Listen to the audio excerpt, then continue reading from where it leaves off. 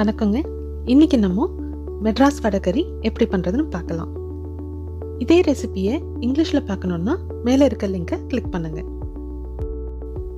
இன்னைக்கு நான் 1 கப் அளவுக்கு கடலைப்பருப்பு எடுத்து 1 மணி நேரம் தண்ணியில் ஊற வச்சுட்டு அது கூடவே 1 டேபிள் ஸ்பூன் அளவுக்கு சோம்பு சேர்த்து மிக்சியில் போட்டு கொரப்பாக அரைச்சி எடுத்துருக்கேன்.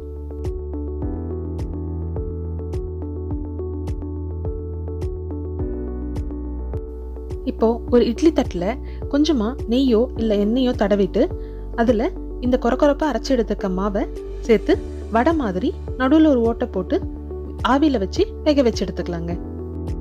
ஒரு 15 நிமிஷத்துக்கு ஆவியில் வச்சு நல்லா வெந்ததுக்கு அப்புறமா எடுத்து ஆற விட்டுருங்க.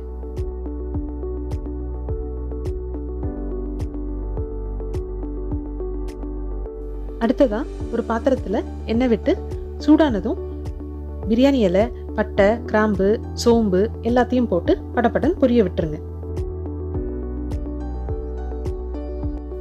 அடுத்ததா வெட்டி வச்சிருக்க வெங்காயமும் கருவேப்பிலையும் போட்டு நல்லா வதக்கிக்கோங்க.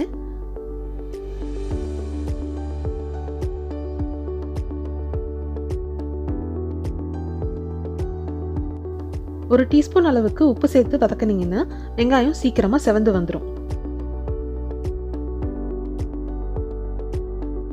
நான் இன்னைக்கு ஒரு 5 பச்சை மிளகாய் அளவுக்கு பொடிசா நறுக்கி கூடவே சேர்த்து வதக்கிக்கோங்க. அடுத்ததா 1 டேபிள் ஸ்பூன் அளவுக்கு இஞ்சி பூண்டு பேஸ்ட். இதை நல்லா வதக்குங்க. இஞ்சி பூண்டு பேஸ்டோட பச்சை வாசனை போகிற அளவுக்கு.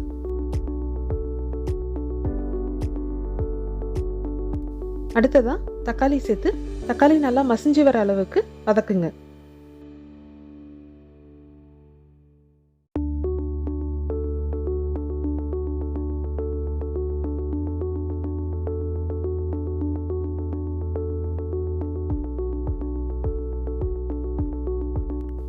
இப்போ மஞ்சத்தூள், மிளகாய்த்தூள், தனியாத்தூள், கரம் மசாலா தூள் எல்லாத்தையும் சேர்த்து கூடவே 1 டேபிள் ஸ்பூன் அளவுக்கு உப்பையும் சேர்த்துக்கோங்க.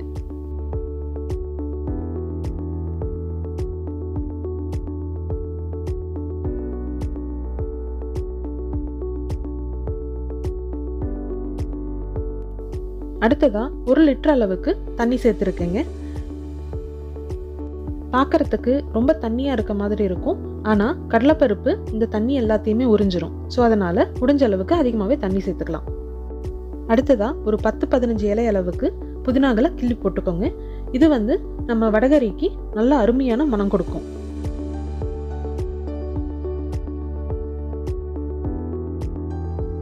இந்த கறி இப்போ நல்லா கொதிச்சு வரட்டும். அதுக்குள்ள நம்ம ஆற வச்சு வச்சிருக்க வடைகளை உதுத்து போட்டுக்கலாம்.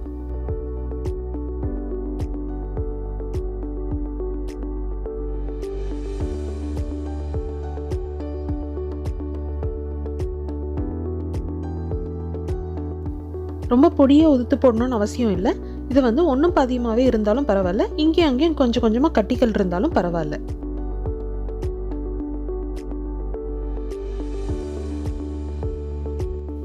இப்போ பாருங்க, நம்ம கறி நல்லா கொதிக்க ஆரம்பிச்சிருச்சு. இந்த சமயத்தில் நம்ம உதுத்து வச்சிருக்க வடைகளை உள்ள போட்டுடலாம்.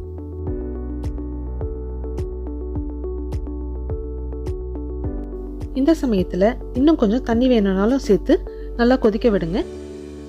உங்களுக்கு தேவையான பதத்துக்கு வர அளவுக்கு தண்ணி சேர்த்துக்கோங்க. இப்போ மூடி போட்டு ஒரு 5-10 நிமிஷம் மிதமான தீயில வேகட்டுங்க.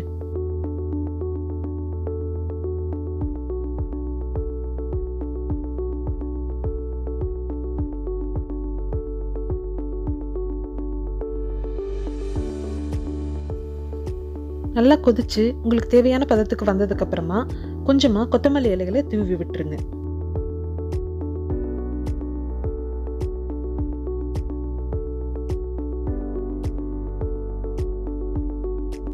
அவ்வளவுதாங்க, உங்க மெட்ராஸ் வடகரி தயார்.